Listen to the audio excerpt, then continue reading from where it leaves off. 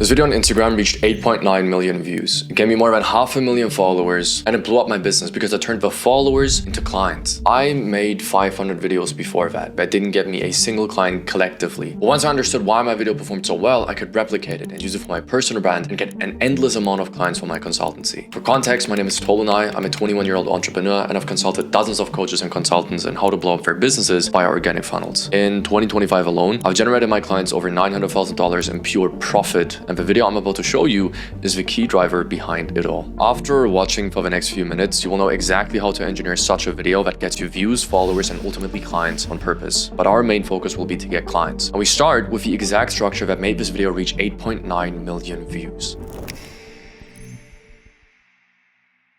When you have written your headline, you have spent 80 cents off your advertising dollar. That is a quote by David Ogilvy, one of the most renowned marketers in the world. He was behind the marketing of Rolls-Royce, Dove, Shell, and American Express. So in order to teach you why our hook captured so many people, I'm not just going to tell you what to do. I'm going to show you what we did. Here's the video. For my male audience. Welcome back, bro. What happened in the fifth last reel you watched? You couldn't remember without scrolling back, right? Now that's okay, but if you can't remember the fifth last reel you watched, is it really worth your time? So we have two mediums of simulation, a visual hook and a written hook. So when the guy threw the rock into the ice, we hooked them visually. But I couldn't use this visual hook for my business because it was a different niche. But I will explain in a moment how I transformed this hook into my own talking videos so you can achieve similar results. Not with a weird clip of somebody else as a visual hook. Now there are 5 types of written hooks. A question hook, a contrarian hook, a statement hook, a fact hook, or a credibility hook. And our hook, what was the fifth last reel you watched, was a question hook. I'm gonna argue and say that 70% of the effectiveness of a hook is made by your visual hook. Musa, the kid who invented the Subway Surfer in GTA 5 TikTok videos, once stated, if you're a girl making lip sync videos but they don't get views, it's because you're ugly. And he's right. If it isn't visually stimulating, people leave. It's unfair, but it's true. Now I cannot use a clip of a man throwing a rock into ice in every video. So whenever I would create a video for my personal brand, I would focus on the visuals more than on the written hook. And I would study which visual hooks work in my niche, like in this one. Did you know that 3 months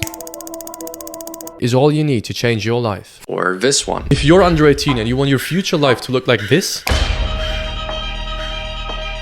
and these are the things that are essential for you to do right now. The reason why both of these videos went viral is because visual hooks are understood by everyone. No matter where you're from, how horrible your English is, or whether the sound of your phone is turned on or off, visual hooks will hook you. Written hooks alone won't. Because it's written, you gotta understand it, you gotta have your sound on. Maybe you're at the train right now. But Tolu, your hook isn't unique. Everybody does anti-doom scrolling content. Yes, because I set the f***ing trend. Buddy. You see, there were a few people who sat in front of a camera and made videos about how you should reduce your screen time and spend more time with your family and with your loved ones. So I know it was of interest, but nobody hooked people with these kind of videos and then told them to get off the platform like I did. You saw a lot of these videos, but that happened after I went viral 14 times with these kinds of videos on 2 brands. And that's when brands on Instagram started copying my ideas, which is fine, it's part of a game. But what I'm trying to say is this was very new, and having unique ideas is crucial, because if I would have just copied what everybody else does, it wouldn't have worked. My brand was one of a kind, and that was the one key determinator why I grew so quickly. I'm not creative. All my ideas are just backed up by data. But we're going to talk about how to craft such unique ideas later on in the video. Now that we know why this video got so many people watching it, you need to know how to make these viewers stay. That's why the next step is going to be important for you, where I show you the exact call to action structure that made 5.6% of viewers follow my account. People hate being sold to, but they love to go shopping. There's the quote I will give all my clients. I've mentioned it multiple times on this channel, and it's the reason why I have scaled some of my clients to $1 million a year. When you want somebody to take an action, there are 2 forms of pressure to do so. External pressure and internal pressure. External pressure like discount codes, limited spots, or events like Black Friday, or calls to action like follow me for more. And they just don't work, not on social media. These make people feel like they're obviously being sold to, and it doesn't work because people don't go on social media in order to be sold to. They go on social media to enjoy themselves and be entertained. It maybe works, a discount code or an event may work in a mall, but in a mall, people go there to buy something. On social media, it doesn't fit, so it makes you look extremely desperate, especially on social media. But internal pressure is different. Internal pressure is when a human being feels an internal desire to take an action by themselves, like when you go shopping and choose what to buy. And we can artificially create that feeling, just like the biggest brands in the world do. And we do that through something called the self-interest bias. The self-interest bias is a tendency for people to act in their own self-interest, sometimes unethically or even irrationally, when they're motivated by the promise of a reward that they will get in return. And we are gonna use that. Now, I do understand that you need social media to communicate with others, so do not delete your social media. Instead, I made this account to make the world a little more unfucked. By following me, I will remind you to close your phone and commit to yourself, while you give me more reach to help more people out of their misery.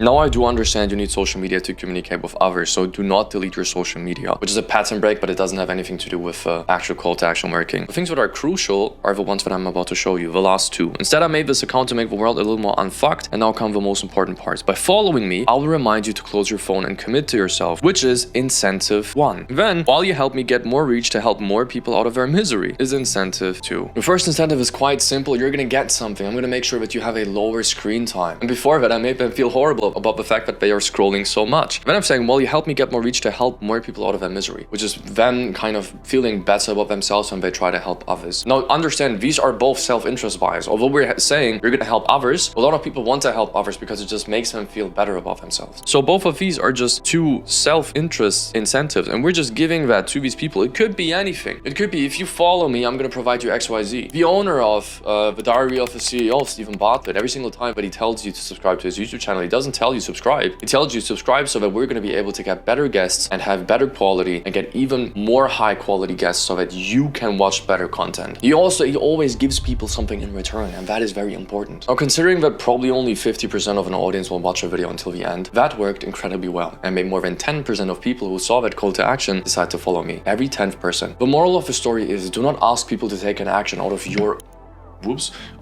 own interest, but only out of their interest. When you give them something they are genuinely interested in, a genuine self-interest, they will want to take action. When my clients want to close YouTube subscribers via their Instagram DMs, we do that by offering them a free guide they would get if they follow the creator and DM'd him. When we write a VSL, a sales page, or we launch a product, we always start by asking people the right questions to find out exactly what they want, and then we give them that thing. And in return, we ask for money or follows or booking a call or maybe even their email. Even to find out what people want, right?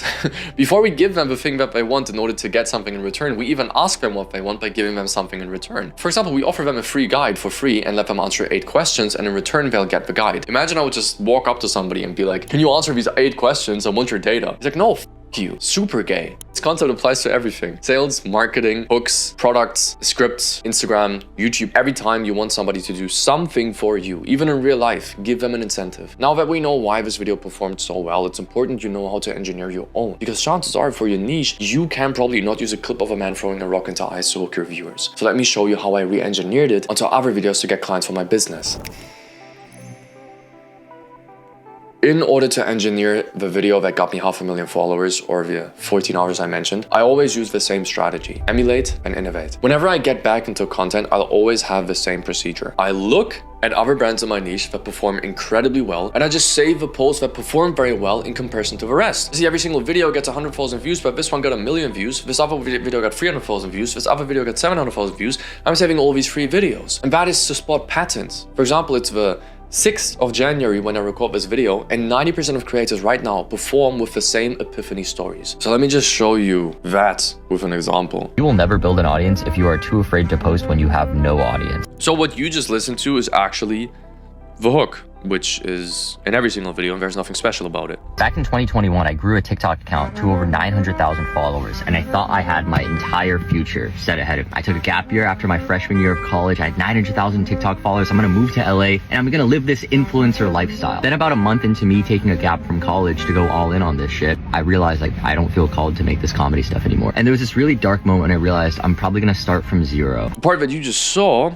is the personal backstory, which is an introductory part of a lot of videos that go viral nowadays. I started a brand new Instagram account, had 2,000 followers, and then it was just stuck there. Barely gained any followers over the next 7 months, and I was posting daily. I was used to seeing 1 million views on every single video these posts would genuinely get like 100 likes. And a lot of people during that time would ask me, yo, Mino, I haven't seen your content. Are you still doing this content thing? What are you doing outside of school right now? Damn, bro, I hope everything's all right. Haven't seen you popped off recently on one of your videos. But now the part that you just listened to are external problems. What is the purpose of this? The purpose of a backstory and the external problems, especially the external problems, is to become relatable. You see, he's making content about creating content. And when you make content about creating content, you're gonna have people who have objections or fears, doubts. Like, for example, these posts would genuinely get 100 likes. A lot of people would ask me, yo, you know, I haven't seen your content yet. You're still doing this content thing. What are you doing outside of school right now? Damn, bro, I hope everything is all right. I started a brand. It was just stuck. I barely gained any followers over the next 7 months and I was posting daily. These are free problems. Posting daily but getting no views, no likes, also something that they can relate to. And judgment of others. Other people asking them, hey, how's your content thing going? How's your little business going? How's your little basement business going? Fuck you.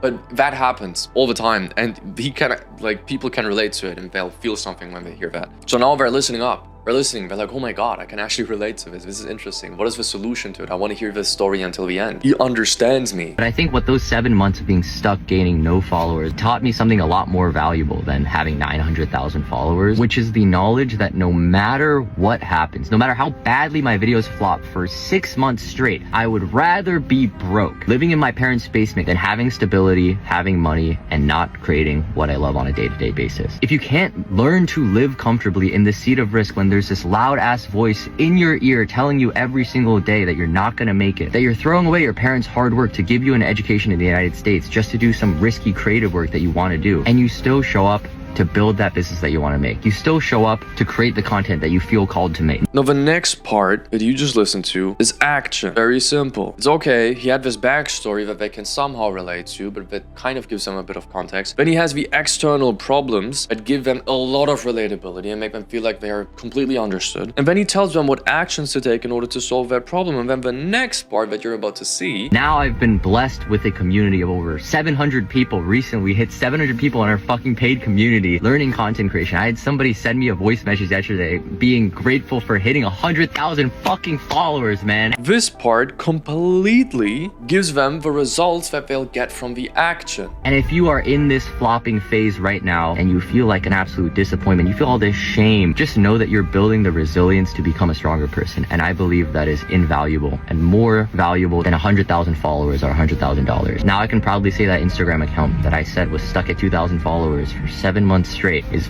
on its way to hit 500k followers in a couple months. So go create another video and go create another flop and be proud of it. And then we have the resume, which is basically, here's what I learned from this story. The resume is very important because it changes people's beliefs, right? That is the easiest way to actually change somebody's beliefs. Videos always go viral when they get something tangible that changes their life in the moment, immediately. Whether it is advice or changing of beliefs. So if you're not making educational content and content like this, changing beliefs is gonna make people remember you and also value you. So this story is the easiest way because people just love to listen to stories and it just works incredibly well right now. That is a pattern that I spotted in thousands, like not thousands, let's not overdo it, but dozens and dozens and dozens of videos. And there's even more. There's so much more that I saw. Look at his hook. He has a very strong visual hook of him sitting in his Tesla. And even when I take this on a bigger level and I look at more hooks, you'll start to notice the patterns in between all of them. Like this video, where you can see Jimmy Falley having a very strong visual hook in the background because he talks about money. Or this one, where he also has a very strong visual hook in the background because again, he's talking about business. Or this one, where he also has a very strong visual hook because he's using a lot of colors in the background. Or Ben Bader, the greatest to ever do it in my opinion, rest in peace, who has made a video of him sitting on his balcony with the background skyline view of Miami. And it's that simple. You see these patterns and you see, all right, well, I need to have these visual hooks that these guys have because that's kind of what performs. Emulate, then innovate. I understand that you want to be unique and authentic because everybody online is telling you, you need to be authentic, you need to provide value, you need to post daily. You must understand that being authentic does not mean shooting in the dark and hoping for the best. Most of the people who tell you to be authentic are not authentic. They are just randomly putting shit out there and then hoping that that is authentic because they kind of use it as an excuse not to put effort into their videos. Being authentic means finding out what people want, emulation, and then providing what you can that people want: innovation. I know people want stories and visual hooks that prove my credibility. Now, the thing that makes me authentic is my story. I don't have Mino Lee's story, so I'll provide my own. But I'll find out through Mino Lee and all the other guys that stories work incredibly well. I don't have a penthouse like Jimmy, but I have a camera and lighting setup like Jonas Rawwick. All of us, every single creator I know who has had success on social media, use other people's ideas to find out what works and what doesn't. And I've learned from people like Aman Ghazi. We paid him $18,000 to learn from him, and even he does it for every single one of his YouTube videos. If you type in his YouTube titles, you will find a lot of very similar videos on YouTube. That is how you win on social media. Iman Ghazi dominates the info space because that is how you win on social media. Now, getting views is cool and all, but if you're like me, you don't just want to get views. You actually want to make money with those views. Now, this is what we call the cluster funnel. The cluster funnel is the funnel that I use for every single client of mine. It's the funnel that I use for Oscar Patel, scaled to 125K a month. Jake Trang, scaled to 42K a month. Mason, scaled to 10 to 20K a month. And all of them use this same funnel. You see, here's the thing. You use YouTube, Instagram, and Instagram. And there are 4 channels: YouTube normal videos, YouTube case study interviews, YouTube Instagram stories, and the Instagram link in bio. Now, the YouTube case study interviews are basically case study interviews, right? Of people who got results of your clients, of clients who got results, and you post them on YouTube. What that does is through 7 hours of consumption, people will trust towards you. That is what you call the mere exposure effect. What happens is if people see your face over and over again for a longer time frame, they start to trust you more. That's why most of your friends, or some of your friends, will be from the gym, school, or work. It's very normal. Then through YouTube case study interviews and Instagram stories, we build trust towards your product by pre-handling objections. We build trust towards themselves by pre-handling objections again. For example, somebody telling you, I cannot gain weight because I have a bad metabolism. It's like, okay, that's fucked. Great. Here's a case study of somebody who has a bad metabolism who lost 35 pounds. That will do a lot if you post that as a case study interview on YouTube or as an Instagram story, right? That simple. Then you use YouTube case study interviews, Instagram stories, and Instagram link in bios, the same channels, right? To get these people into your cluster funnel. A cluster funnel is basically a combination of Instagram DMs and a Typeform call funnel. It's basically a VSL, a Typeform. Just pull up my landing page.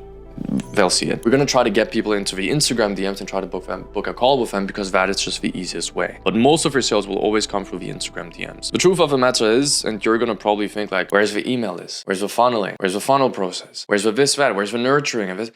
Here's the thing, you don't need shit nowadays. You don't need funnels. If you wanna nurture people, you wanna prepare people to buy from you, the best way to do so is to do it on their favorite platforms, Instagram and YouTube. Why? Because they trust these platforms. Why would you take somebody off your platform to your email list to try to sell to them if they already are on Instagram and YouTube platforms that they've used for 10, if not more years? Of course, you would use that platform because it just doesn't have that much suspicion, and people will not raise their guard immediately as when they have the same website with a VSL and a Typeform below. Some people book that way, but most people will just book via social media. It's the truth. We've scaled to 125K a month with one setup. We've scaled to 40K a month without a funnel, without a VSL. All we had was one Typeform. It's as simple as that. If you want to build trust with people, you don't need to take people off the platform. Let them stay. If you want to sell to people, you can also sell on the platform itself. The only way that you should take somebody off a platform is to take them to a sales call. And that sales call should be as short as possible because you've built trust on the platforms. You don't need an email list. You don't need a long ass